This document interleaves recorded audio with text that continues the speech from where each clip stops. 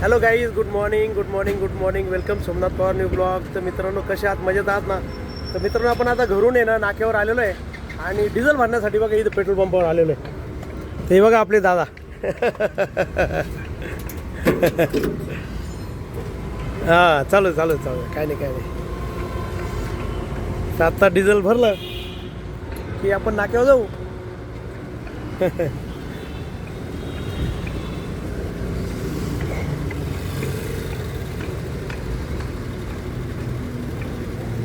सकाळी सकाळी गाड्यांची गर्दी आहे बघा डिझेल टाकण्यासाठी.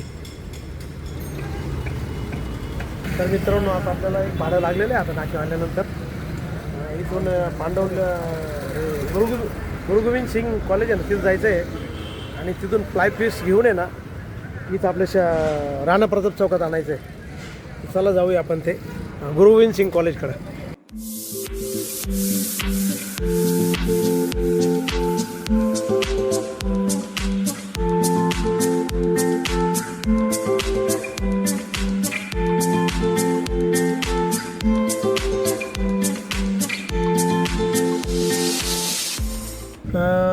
तर मित्रांनो, आपण जे भाडं मारायला गेलो होतो ना आत्ता गुरु गोविंद सिंगच्या तिकडं, तर किस्सा असा झाला की तिथं गेल्यानंतर जो मनुष्य होता ना, ज्यांचं भाडं होतं, त्यांना तिथून फ्लाय फीस भरायचे होते.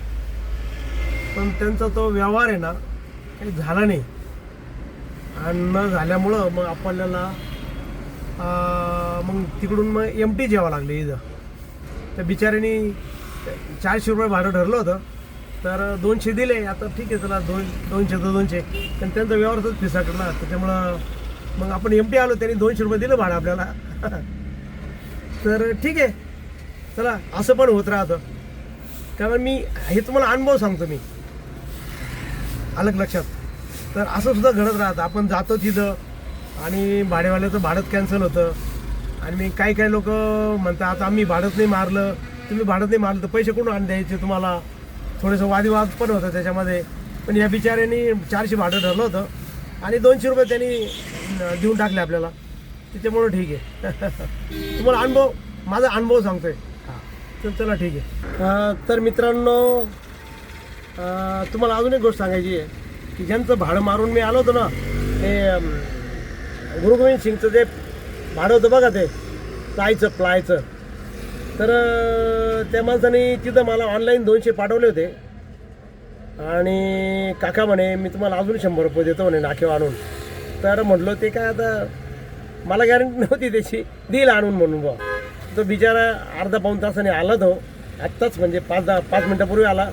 त्यांनी परत 100 रुपये इमानदारीने आणून दिले. म्हणजे बघा, असे सुद्धा लोक असतात मित्रांनो. आणि एकदा तुम्हाला एक किस्सा, आता त्याच्या अनुषंगाचाच किस्सा सांगतो.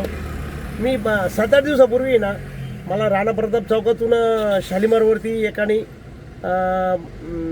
बोलवलं, 2 माणसं घेऊन या म्हणे आणि आपलं थोडंसं घर सामान आहे बा. म्हणजे घर सामान म्हणजे 3 आहे ना सोपे म्हणे, ते आपल्या घरातून आहे ना आपल्याला इकडं आणायचे, राणा प्रताप चौकात आणायचे. तर तुम्ही शालिमारला या. तर मी गेलो शालिमारला 2 माणसं घेऊन. तिथं गेल्यानंतर काय झालं का, ते त्यांचं जुनं फ्लॅट येतो आणि ते फ्लॅट जवळजवळ 20-1 वर्षापूर्वीचं आहे. आणि त्यावेळेस त्यांनी ते सोपे ना ते आतमध्ये नेले होते आणि 20 वर्ष वापरले. त्यामुळे ते आता झालं, ते ताणले गेले, फाकले गेले. ते फाकले गेल्यामुळं ते काही प्रयत्न करून राहिले तरी ते बाहेरच येईना. ते तिन्ही सोपे दरवाजातून बाहेरच येत नव्हते. ते तोडताड केल्याशिवाय बाहेर येऊ शकत नव्हते ते. तर मग म्हणलो, आता बघा तुम्ही काय येतं येऊ शकत नाही म्हणलं. तर मग ते म्हणे, मग ठीक आहे जा म्हणे तुम्ही. तर म्हणलं, मग तुम्ही आता काहीतरी आम्हाला पैसे द्या भाऊ, आम्ही इतक्या लांबून आलो. जवळजवळ 6-7 किलोमीटर अंतरावरून रिटर्न 6-7 किलोमीटर झालं म्हणलं आमचं. तर त्या बाईनी आम्हाला 50 रुपये सुद्धा डिझेलला दिले नाही. त्याला आम्ही काय आणलो, कमीत कमी आमचे डिझेल पुरते तरी द्या. 2 माणसं आले, त्यांना 50 द्या. माझे डिझेलचे 100 रुपये, असे 2 द्या कमीत कमी. भाडं जवळजवळ 1200चं ठरलेलं होतं. पण त्या बाईने 1 रुपया दिला नाही. मारवाडीची बाई होती ती. 1 रुपया दिला नाही. शेवटी आम्ही निघून आलो. काय करणार, बाई माणसाची कुठं डोकं लावायचं. आणि आज हा किस्सा बघा, त्याचं भाडं नाही मारलं तरी त्यांनी 300 रुपये आणून दिलं. म्हणजे ती भर आहे ना, आपल्याला देव कुठं ना कुठं इथं मिळून देतो ती भर. म्हणून देवावर विश्वास ठेवा मित्रांनो. चला ओके. आणि मित्रांनो, आत्ता वाजलेले जवळजवळ 1:30 वाजले बरोबर. जेवणाची वेळ झालेली आहे. तर चला मित्रांनो जेवण करायला. मग आपला आजचा मेनू बघा, हे पोळी आणि वालाच्या शेंगा आहे बघा, वालाच्या शेंगा आणि पोळी. चलो. तर मित्रांनो जेवण झाल्यानंतर जवळजवळ 3:20 आपल्याला आता एक फोन आलेला आहे. तो आलेला आहे आपल्या रोकडे सरांचा, आणि त्यांचं काही मटेरियल आहे ना गोविंदनगरला पोहोचवायचं आहे. तर चला लोडिंग करण्यासाठी आपल्याला बोलवलेलं आहे. ओके. तर मित्रांनो आपण आता सोलमन कंपनीमध्ये आहे ना मटेरियल लोड करण्यासाठी आलेलो आहे. हे बघा आपली गाडी लावली.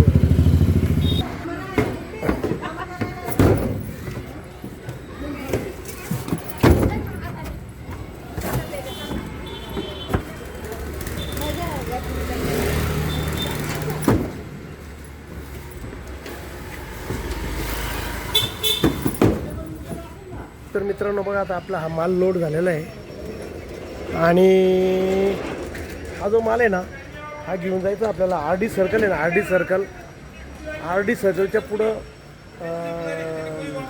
सिटी सेंटर मॉलकडे जाताना आहे ना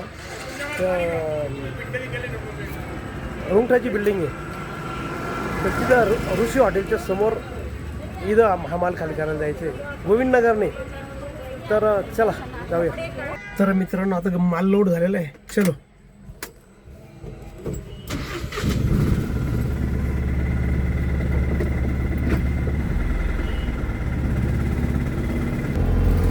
लोड बराच आहे.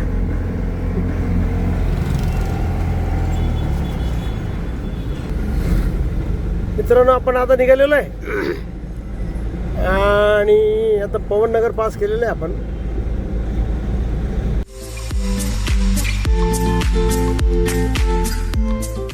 हे बघा हा आला मनपसंत चौक.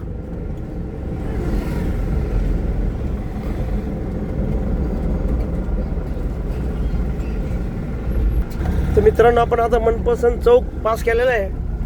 तर शाळेचं गार्डन आहे बघा, आणि आपल्याला इथून आहे ना राईट मारायचं आता.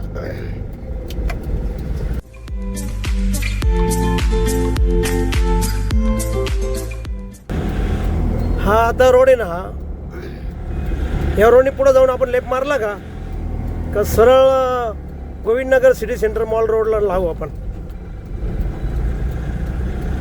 हे बघा आता इथून आपल्याला लेफ्ट मारला का तर सरळ गोविंदनगर ते सिटी सेंटर मॉल. हे बघा जिकडं तिकडं बिल्डिंगांचेच कामं चालू आहे.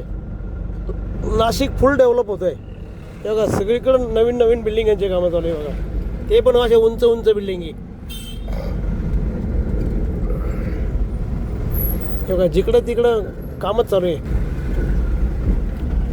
10 वर्षापर्यंत आहे ना संपूर्ण सिमेंटचं जंगल होईल नाशिक. संपूर्ण सिमेंटचं जंगल होईल नाशिक, पुण्यासारखं. पुन्हा जसं सिमेंटचं जंगल झालं ना तसंच नाशिक होणार आहे 10 वर्षामध्ये, कारण इतके जोरात बांधकामं चालू आहे तिकडं तिकडं बघा.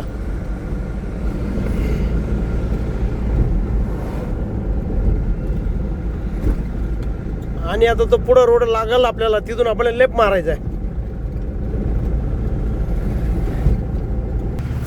मित्रांनो राईट नाही, इथून आहे ना लेफ्ट नाही राईट मारायचं इथून. हे बघा आता आपण राईट मारून जाऊ आता. तर मित्रांनो बघा आपल्याला ही जी बिल्डिंग दिसते ना समोर रुंगठाची, त्या बिल्डिंगमध्ये माल खाली करायचा आहे. तर मित्रांनो बघा आपण आता इथं सोलमन कंपनीचं मटेरियल घेऊन आलो आहे बघा. आता इथं उतरवणं चालू झालं आता.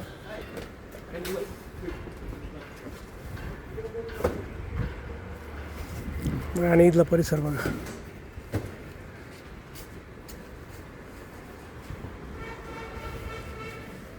बिल्डिंग बघा किती उंच आहे एकदम.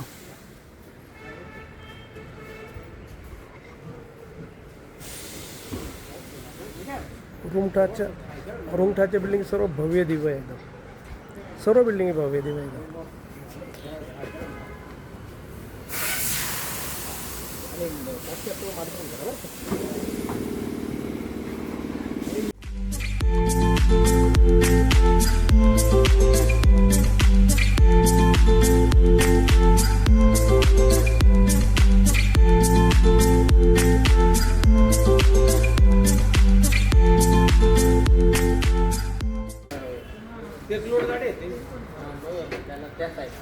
तर खाली झाली आपली गाडी, आता जाऊया नाक्यावर आपण. तेव्हा मित्रांनो हे आहे RD सर्कल आणि इथून आपल्याला आता राईट घ्यायचं आहे. हा आपल्या नाक्यावर जाण्यासाठी ना मधला मार्ग झालेला आहे. हे बघा, हा शॉर्टकट आहे नाक्यावर जाण्यासाठी RD सर्कल वरून.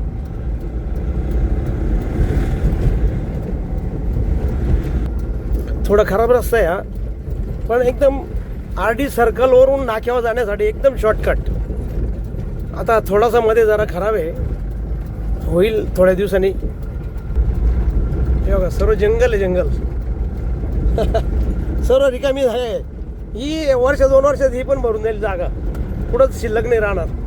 हे बघा हे जे मैदानं दिसतंय ना आता सध्या, 2-3 वर्ष सर्व भरून जातील. सर्व डेव्हलप एरिया. तेव्हा सर्व असे मोठमोठे बंगले होऊन राहिलेले आहे.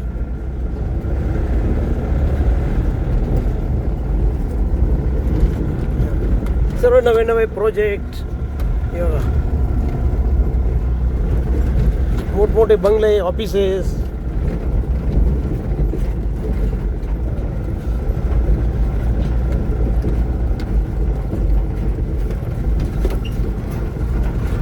हे बघा हे सर्व पूर्वी मळे होते बघा, पांगरे मळा, बोंबले मळा, असे संपूर्ण मळे होते बघा हे सर्व. पण आता मळे संपले आणि संपूर्ण बिल्डिंग चालू झाल्या बघा.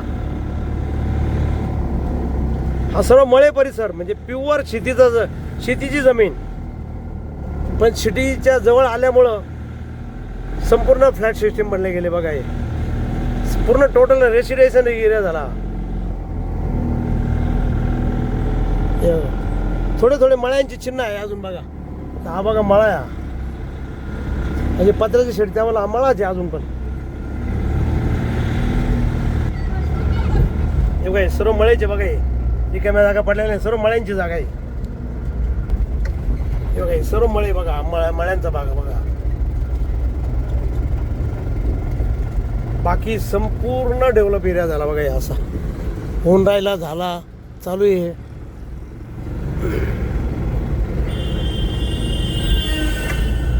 तर मित्रांनो बघा आता आपण आपला आता नाका येऊन जाईल. आता 2-3 मिनिटाच्या अंतरावर आपला नाका राहिला. आता संपूर्ण डेव्हलप एरिया बघा. म्हणजे मित्रांनो काही दिवस नाशिक आहे ना, मुंबई पुण्यानंतर आहे ना नाशिकचाच नंबर लागतो. तर नाशिकला कसं आहे, भरपूर जागा आहे, मोकळ्या ढाकळ्या जागा आहे, भरपूर पाणी.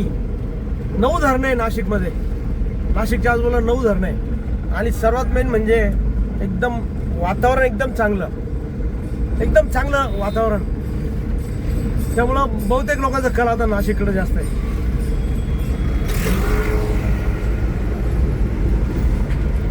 हे बघा हे रोडचे कामं चालू आहे बघा जोरामध्ये. विकास कामं खूप जोरात चालू आहे नाशिकमध्ये. हे बघा जिकडं तिकडं विकास कामं चालू आहे. कारण आता सिंहस्थ आलं, वर्ष 1.5 वर्षावरती सिंहस्थ आलेलं आहे. त्यामुळं संपूर्ण नाशिकच्या परिसरामध्ये रिंग रोड झाले, विकास कामं झाले, मोठ्या प्रमाणात चालू आहे. असा आहे आमचा नाशिकचा विकास चालू झालेला. मी तर म्हणतो काही दिवसांनी ना मित्रांनो 5 ते 10 वर्षामध्ये आहे ना नाशिकमध्ये तुम्हाला घर काय पण फ्लॅट सुद्धा मिळणं मुश्किल होऊन जाईल. कारण इथलं वातावरण चांगलं आहे, हवा शुद्ध आहे, पाणी मुबलक आहे आणि विमानतळ, रेल्वे, पर्यावरण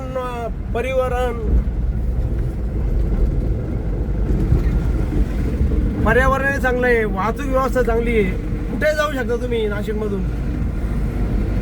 म्हणून आमचं नाशिक सुंदर नाशिक आहे. तर मित्रांनो असा झाला आपला प्रवास. तर आजचा व्हिडिओ जर तुम्हाला आवडला असेल तर नक्की लाईक करा, नवीन असेल तर सबस्क्राईब करा आणि मित्रांनो तुमच्या काही कमेंट असेल तर कमेंट बॉक्समध्ये कळवा. आणि मित्रांनो हसत राहा आणि इतरांना हसवत राहा. तर भेटूया उद्याच्या नवीन ब्लॉगमध्ये. तोपर्यंत okay, bye bye, see you.